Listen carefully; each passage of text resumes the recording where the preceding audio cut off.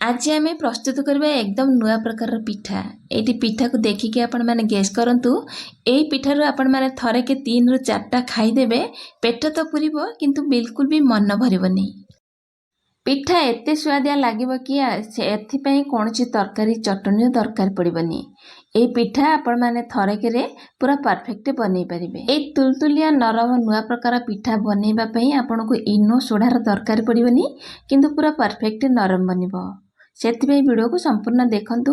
देखि सारला पर जदि आपण मानको पसंद आसे प्लीज छोट गोटे लाइक सहित कमेंट शेयर करिवे। चैनल रे नुआ थिले चैनल को सब्सक्राइब करनेबे। सेथिपई एठी गोटे गिना नेइची नॉर्मल अरुआ चाउल। नुआ चाउल नेले बहुत बढ़िया हबो। ता सहित गोटे मुठा हबो बिरी माने गोटे ग्लास रो 6-7 भाग रो गोटे भाग हबो। सेतिकी ही बिरी पकेबा जोथिपई पिठाटा हमर नरम बनिबो।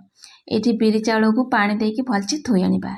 एठी मु बिरी चाउल को बढ़िया से पानी रे 2-4 थर धोई सारला पर नेई आछि। आ बिरी चाउल बतुरिबा पई एथिरे आ अल्प किछि पानी की दबा बतुरिबा पई छाड़िबा।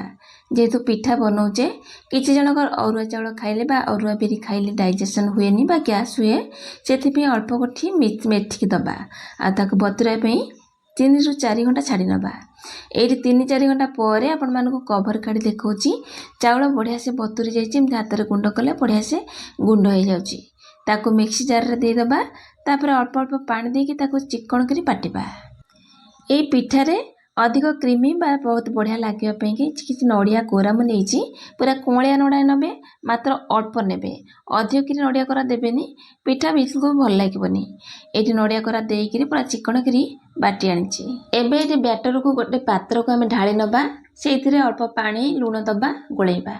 एठी गोटे पात्र दिहरे बैटर सब गोळेई नेइची चिकन करी बैटर को बाटिबे जोथपई कि पिठाटा आपनकर परफेक्ट बनिबो। तापर मिक्सी जार को धोईकरी बहुत करी पानी दबा। ए बैटरटा टिके नका हमर नॉर्मल चकुल ठार टिके पतला हबो। एठी गोळेई सारला परे आपनको फाइनल कंसिस्टेंसी देखौची एतिकी पतला रखिबे। एमिति जेतेबेले गार दे देबे पछपट साइज रे डंकी रे देखिबे लेयरिंग पूरा परफेक्ट रहइबो आ किछि समय पूरा सेट हे जिवो।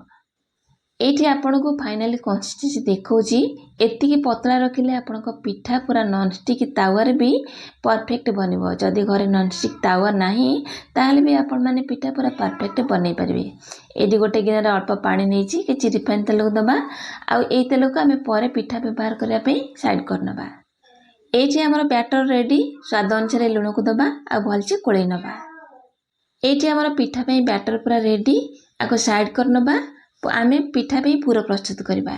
जेहेतु घरे किछि अधा वाला नड़िया थिला सेथिपे मु अधा वाला नड़िया को कोरै के ऐड करछि। आपण माने सुखिला नड़िया मध्ये देकी पूरा को बनै परिबे।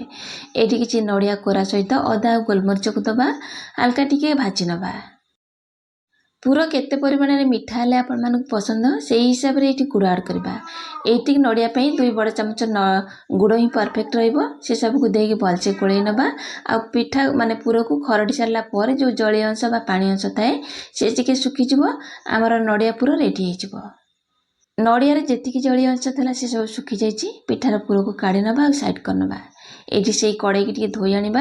आ जो पानी गोळै के रखिथिले तेल देकी नड़िया रो जो टेम्फो अछि ता देहरे हम तेल को ब्रश करनबा। आ गैस रो फ्लेम को हाई रखी कड़ाई की पूरा हाई फ्लेम रे गरम हबा पई छाड़िबा। ए जो बैटर रखिथिले सेइतरु गोटे बड़ डंकी आ अल्प किछि डंकी देकी छोट डंकी ताकू एमिति ही बुलेइबा जेमिति बैटरटा चारियाडे को पूरा बढ़िया से स्प्रेड हे जिवो। जेते पतला करी बुलेइबे पिठाटा पूरा परफेक्ट बनिबो। जदि आपनक पाखरे फ्लैट वाला नॉन स्टिक तावा बा कड़ाई अछि ताहले सेते भी बनेबे अति सहज रे पिठा बाहरी जिवो। किंतु एई कड़ाई को जदि बनौचंती ताहले कड़ाई के बहुत जोर गरम करिवे आ हाई फ्लेम रे पिठा को 1 मिनिट सिझा पई छाड़िबे। एजी पिठा 1 मिनिट परे दुई पट साइड रो बढ़िया से छाड़ी जाइछि। आको हमें काढी नबा। एई पिठाटी केवल गोटे पटे ही सिझा हुए बा कुक हुए। ए जे पिठा को देखौछ आपण केते परफेक्ट बनिछि आ दुई पट बढ़िया लेयरिंग हेछि। आ गोटे पिठा बनै के आपण मानको देखौछि सेई कड़ाई के हाई फ्लेम रे गरम हबा पे छाड़िबा आ तेल को चारियाडे ब्रश रे स्प्रे करनबा। तापर से बैटर अल्प किछि दबा आ कपड़ा साहाय्य रे कड़ाई के धरिकरी चारियाडे को एमते बुलेई नबा जेमिति कि बैटर चारियाडे को पूरा पतला हे स्प्रेड हे जिवो। बैटर देला बेले गैस रो फ्लेम को लो पूरा रखि नबे।